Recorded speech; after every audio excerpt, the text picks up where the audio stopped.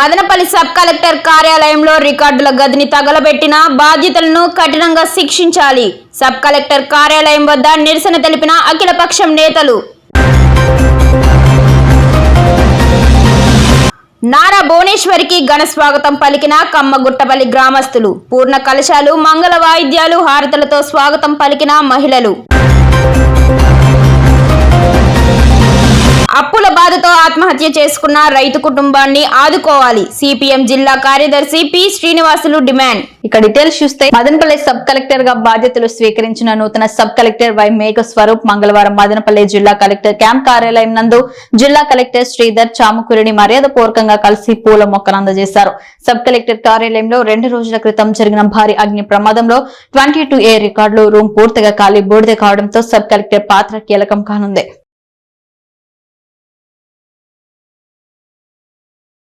Madanapalle sub collector కార్యాలయంలో ఆదివారం అర్ధరాత్రి జరిగిన భారీ అగ్ని ప్రమాదంలో 22A రికార్డులు భద్రపరిచిన రూము పూర్తిగా అగ్నికి ఆహుతైంది.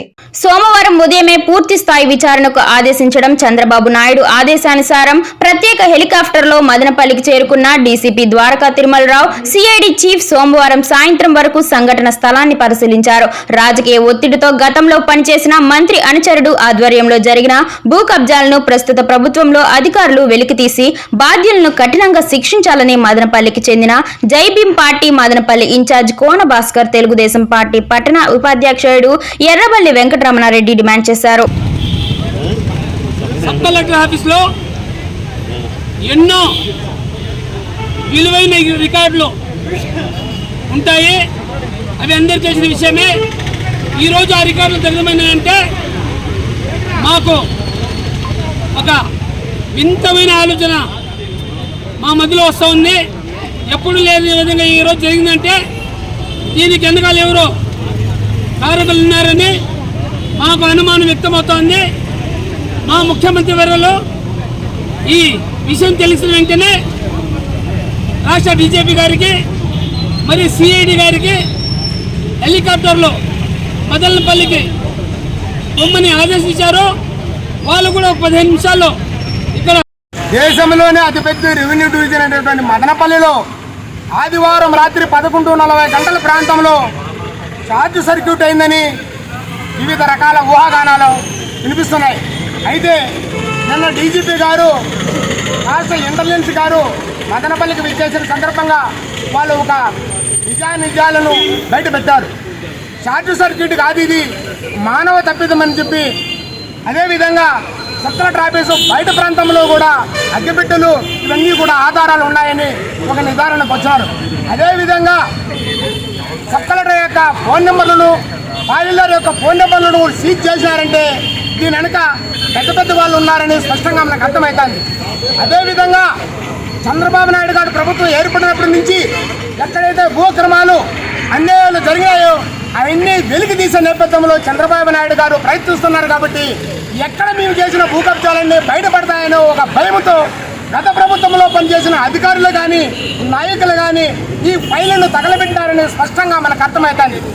ఏదేమైనప్పటికీ ఈ దీంట్లో ఉండే ఎంత పెద్ద నాయకులైనా కానీ వాళ్ళని తక్షణమే అరెస్టు చేసి మనకు న్యాయం చేయాలని ఈ సందర్భంగా తెలియజేస్తూ, అదేవిధంగా రెవెన్యూ డివిజన్ అయినటువంటి మదనపల్లికి అతి పెద్ద సబ్ కలెక్టర్ ఆఫీసులో భద్రత లేకపోవడం కూడా ఈ విధంగా మనకు స్పష్టంగా కడుతుంది. అదేవిధంగా గత 4 రోజుల నుంచి కూడా సీసీ కెమెరాలు కూడా పని చేయలేదంటే ఇది ఖచ్చితంగా కుట్రపూరితంగా కుట్ర పన్నే ఇది ఫైళ్ళన్నీ తగలబెట్టారని ఈ సందర్భంగా మేము తెలియజేస్తున్నాము. ఏదేమైనప్పటికీ ఖచ్చితంగా ఒక నిజ నిర్ధారణ కమిటీ వేసి నిజాలను నిగ్గు తెలిసి దోషులను వెంటనే అరెస్టు చేసి ప్రజలకు, ప్రభుత్వాలకి ఒక భరోసా కల్పించే విధంగా ఉండాలని ఈ సందర్భంగా తెలియజేస్తున్నాం.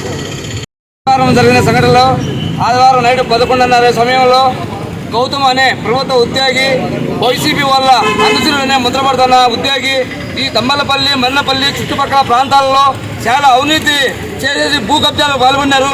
ఆ భూ కబ్జాలలో ఎట్లయినా ఫైల్ తగలబెట్టేసి అవి నిరూపణ లేఖను చేయాలని చూస్తున్నారు. తెలుగుదేశం ప్రభుత్వంలో అట్లా పప్పులు ఏమి ఉడగవు. తెలుగుదేశం గవర్నమెంట్లో అట్లా పప్పులు ఉడగాలంటే చాలా అసాధ్యమట్లాడు జరగవు. చంద్రబాబు నాయుడు గారు దీని గురించి సీరియస్గా తీసుకుంటాడు.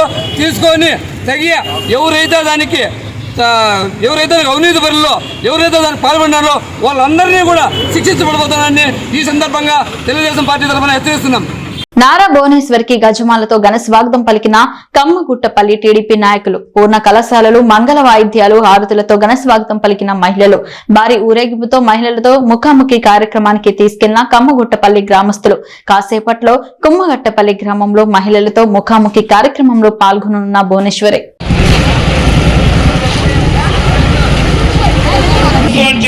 నమస్కరిస్తూ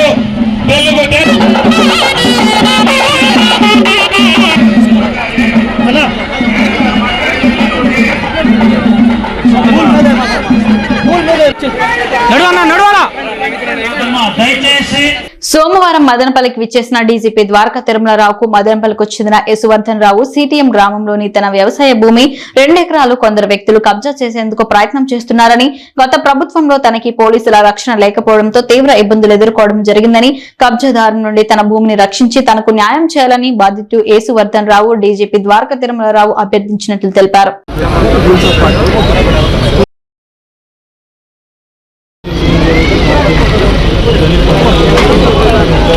హార్స్లీ హిల్స్ లో జరిగే రాష్ట్ర స్థాయి వైజ్ఞానిక శిక్షణ తరగతులను జయప్రదం చేయండి. ఏఐటియుసి మదనపల్లి. జగన్మోహన్ రెడ్డి మున్సిపల్ కార్మికులను కరోనా సమయంలో ఉపయోగించుకున్నారు తప్ప వారి సమస్యలు ఏమాత్రం కూడా పరిష్కారం చేయలేదని ఏఐటీసీ నాయకులు ధ్వజమెత్తారు. గత ప్రభుత్వం కార్మిక సమస్యలు పరిష్కారం చేస్తామని కూడా చెప్పడం జరిగింది. భవిష్యత్తులో కార్మికులకు జరిగే సమస్యలు పరిష్కారం కోసం తెలియజేస్తున్నామని ఏఐటీయూసీ నాయకులు వాపోయారు. అనేక కార్మికుల సమస్యలు పేరుకుపోయినా అధికారులు పట్టించుకోవడం లేదని ఆగ్రహం వ్యక్తం చేశారు. కార్మికుల సమస్యలపై 24, 25 తేదీలో హార్సిలీ హిల్స్ లో నిర్వహించే శిక్షణ తరగతులలో కార్మిక ప్రయోజనాల కోసం నిర్వహించడం జరుగుతుందని తెలిపారు. కార్మిక సమస్యలపై కొత్త ప్రభుత్వం పరిష్కారం చేయాలని తెలియజేస్తున్నట్లు తెలిపారు. గత ప్రభుత్వం ఇచ్చినటువంటి పీఆర్సీ ఏదైతే ఉందో ఆ పీఆర్సీలో కూడా రావాల్సినటువంటి బకాయిలు అన్ని కూడా వెంటనే కొత్త ప్రభుత్వం నెరవేర్చాలని డిమాండ్ చేశారు. ఈ కార్యక్రమంలో రాష్ట్ర ప్రధాన కార్యదర్శి పోరమాల సుబ్బారాయుడు, రాష్ట్ర సహాయ కార్యదర్శి రాజేష్ గౌడ్, ఏఐటియుసి అన్నమయ్య జిల్లా ప్రధాన కార్యదర్శి Sambasiva, AP municipal workers union Annamayya జిల్లా ప్రధాన కార్యదర్శి వరి సురేష్ కుమార్, మదనపల్లి యూనియన్ కార్యదర్శి నాగరాజు, పృథ్వీరాజు, మధు, లోకేష్, నరసింహులు, నాగరాజు, శంకర్, ప్రసాదు, శ్రీనివాసులు, శేఖర, రత్నమ్మ తదితరులు పాల్గొన్నారు. రేపు ఉదయం 10 గంటలకు ప్రారంభ సెషన్ ఏఐటీసీ రాష్ట్ర ప్రధాన కార్యదర్శి ఓబ్లేస్ గారు, అలాగే ప్రొఫెసర్ రాజశేఖర్ గారు, సోమసుందర్ గారు, రాధాకృష్ణ గారు వీరందరూ కలిసి వీటిని ప్రారంభిస్తారు. ప్రధానంగా ఈ శిక్షణా తరగతులు అనేటువంటివి మారుతున్నటువంటి కాలానుగుణంగా వస్తున్నటువంటి విధి విధానాలు వీటి పట్ల కార్మిక నాయకులను చైతన్యవంతం చేస్తూ లీడర్షిప్ క్వాలిటీ పెంచడం కోసం, అలాగే సమాజంలో అభివృద్ధి జరుగుతున్నటువంటి సంపదలో, అభివృద్ధి చేస్తున్నటువంటి సంపదలో కీలక పాత్ర పోషించేటువంటి కార్మికునికి అందాల్సినటువంటి హక్కులు, వాటిపైన సంబంధించి భాగస్వామ్యంలో వీరి పాత్ర, వీటన్నిటిపైన సుదీర్ఘంగా చర్చించుకోవడం జరుగుతుంది.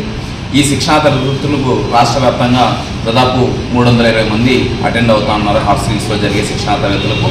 ఈ శిక్షణా తరగతులలో మహిళలకు అలాగే యువ కార్మికులకు అనేటువంటిది కూడా ప్రధానమైనటువంటి పాత్ర పోషిస్తూ ఉంది. చాలా మొదటిసారి ఈ హాస్టల్స్ మదనపల్లిలో అనేటువంటి రాష్ట్ర స్థాయి శిక్షణా తరగతులు జరగడం అనేటువంటిది.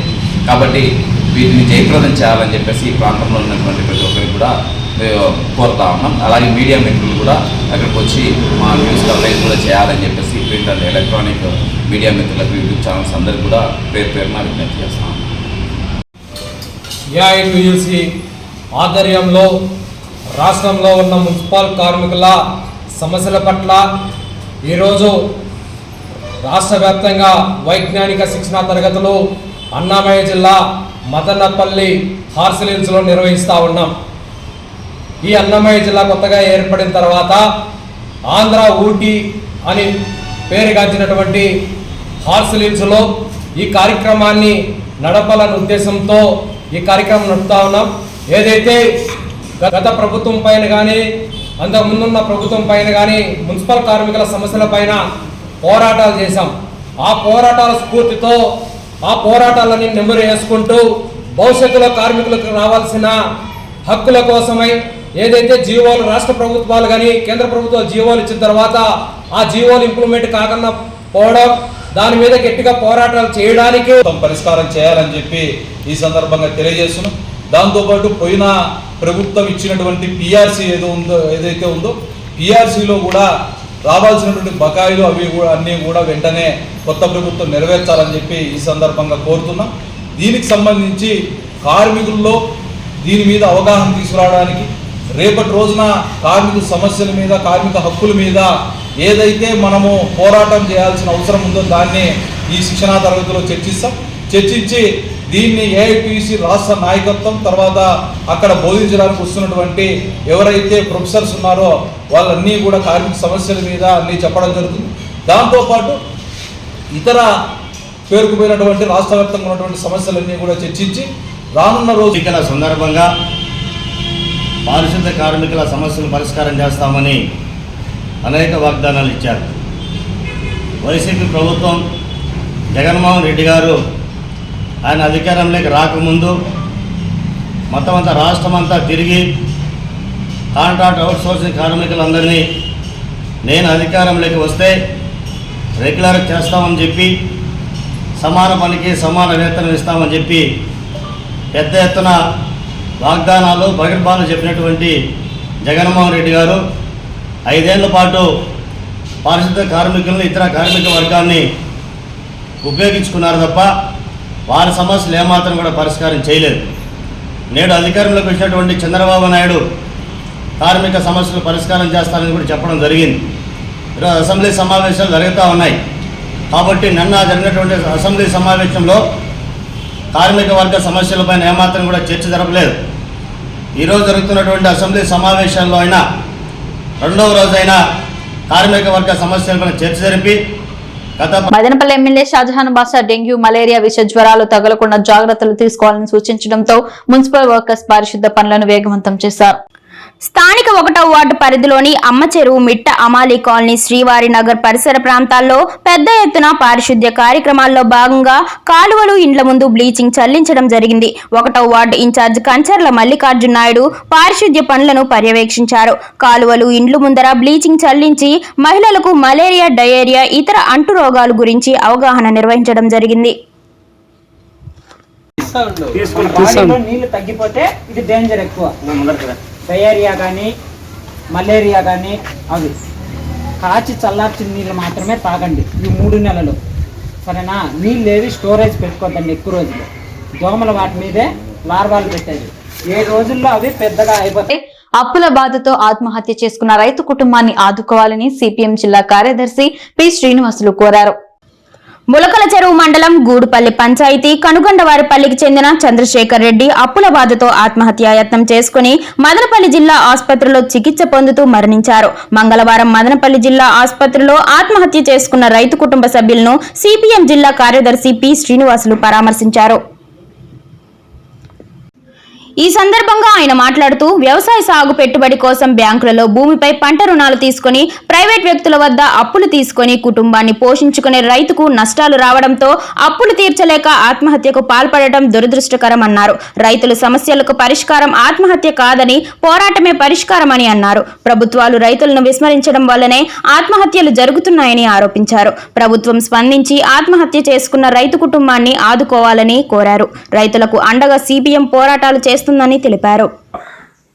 అవమానాల భారంతో ఆయన ఆత్మహత్య చేసుకున్నట్లుగా తెలిసింది. ఇది పరిష్కారం కాదు. అంటే రైతులు సమస్యలు పరిష్కారం లేకుంటే జీవన పోరాటం చేయలేక ఆత్మహత్యలు చేసుకోవడం అనేటటువంటిది ఆహ్వానించదగ్గ పరిణామం కాదు. కానీ ప్రభుత్వాలు తమ బాధ్యత విస్మరించి రైతులకి గిట్టుబాటు ధరలు కల్పించకపోవడం, సకాలంలో రుణాలు, విత్తనాల సబ్సిడీలు ఇట్లాంటివి అందించకపోవడం, రకరకాల కారణాలతో రైతుల జీవితం చాలా దుర్భరమవుతున్న పరిస్థితి ఉంది. అంతేకాకుండా నిరుద్యోగ సమస్య కూడా కుటుంబాలని వేధిస్తున్నటువంటి పరిస్థితి మనకు కనపడుతూ ఉంది.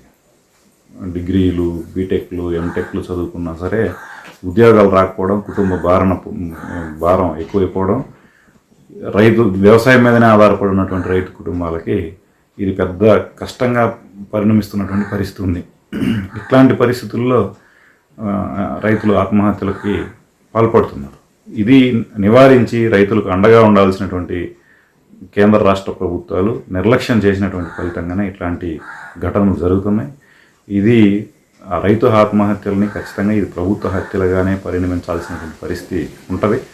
ప్రభుత్వం వెంటనే స్పందించి ఆత్మహత్య చేసుకున్నటువంటి రైతు కుటుంబాలని ఆదుకోవాలని, అదేవిధంగా ఈ కనుగొండగారుపల్లిలో చనిపోయినటువంటి రైతు చంద్రశేఖర్ రెడ్డి కుటుంబానికి 25 లక్షల ఎక్స్గ్రేషియా చెల్లించి రైతు కుటుంబాన్ని ఆదుకోవాలని సిపిఎం అన్నమయ్య జిల్లా కమిటీ తరఫున డిమాండ్ చేస్తున్నాం. రైతులు అనుక్షణం ప్రజల పక్షం NN5 న్యూస్ ఇంతటితో సమాప్తం. తిరిగి రేపటి బులెటిన్ మళ్ళీ కలుసుకుందాం. అంతవరకు సెలవు, నమస్కారం.